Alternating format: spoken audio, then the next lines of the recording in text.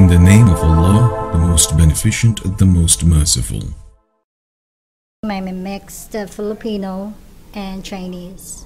I had an accident being by myself in the United States, and when first time to have an accident in the United States and you don't know what to do, where to turn to. So I have this friend of mine that told, because I have to make a police report. So when I went to work, I told them I had an accident, and my boss told me like, okay, girl, you have to do a police report, you have to do this, you have to do that.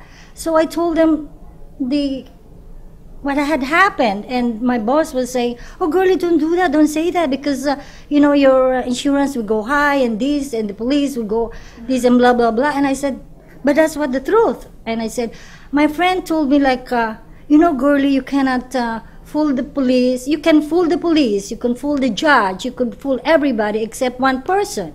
And I said, who is that person? And then my friend said, it's Allah. And I said, who is Allah? And then, Allah is, you know, God. Oh, why is it Allah? Why not God? And then that's the curiosity came up. And, you know, my friend said his religion is Islam. And I said, what is Islam? And then, you know, started the books and start reading me, giving me books and stories and things. And I was so interested in curiosity. But when I was reading the book, I was like, wait a minute. It doesn't seem like any difference with the Catholic. These are like almost the same. But when they gave me the Quran, and I was like, oh my God, it's just like, I was like, it's so deep. It's just non-comparison. I was like just so amazed, and I was like, oh my God, this is really the truth. And I was like so amazed, and I said to myself, I prayed. I even prayed, and I said, oh God, I said, I want to take this, you know, the Shahada that they were saying, and I know it is the same, it's still you, but I know I came from a very Catholic, you know, background, and I was like, I need to do the Shahada.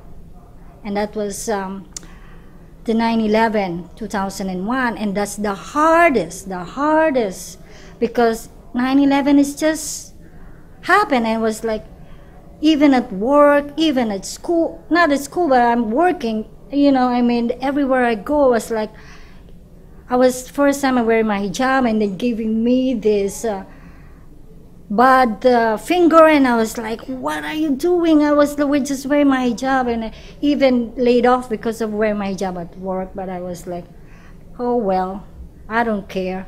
I'm a Muslim. I love it. Although I grew up in the Philippines there is a lot of Muslims in the South, okay? And when I came here in the United States, I became a Muslim. I was so happy, and I said to my mom, I became a Muslim. My mom was so sad, and she told me like, you didn't go to the United States to become a Muslim. Yes, I am. I was like, oh no. But you know what? I'm still having some struggle with my mom. I live with my mom. I take care of my mom. So, but I love my mom so much, because I learned in the Quran that through your mom, heaven is at the foot of your mom. So I think that's the best. I think wearing the hijab is a biggest challenge, especially for women, because they are, you know, concentrating on their looks, their beauty and everything. But recently I had this, I saw a line, and it says here that if being beautiful in the eyes of the Creator means being ugly to the eyes of the created, it's worth it. I'm telling you, it is worth it. It doesn't matter what you look, you like. What is important is what's inside of you. That's the best thing. Because everything will fade. Everybody will go old and die. But, you know, what's inside is the most important thing. And that's gonna last. And that's not gonna fade.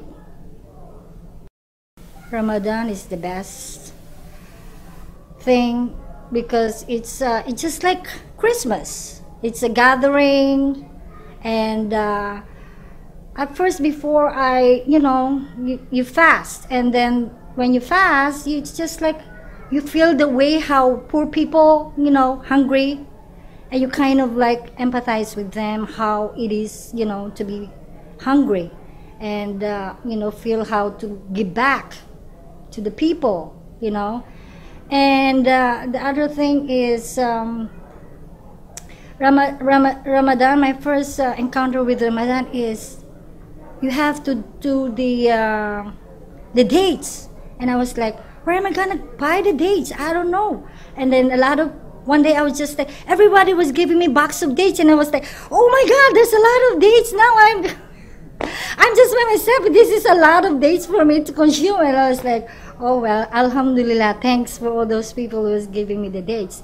But something happened that with the fasting. But before I was like working and fasting, and then when I was fasting, it was like I have some co-worker that I go with, with your lunch, and it was, Gurly, what are you doing? I'm fasting. Oh, okay. Next day, Gurly, lunchtime. What are you doing? When you go here? I'm fasting. Are you dieting? No, I'm not. I'm fasting. Is fasting dieting? No, it's not. Fasting is like cleansing. Oh, okay. So, and then what happened is I'm sad now because I kind of not perform really the fasting because I had an aneurysm.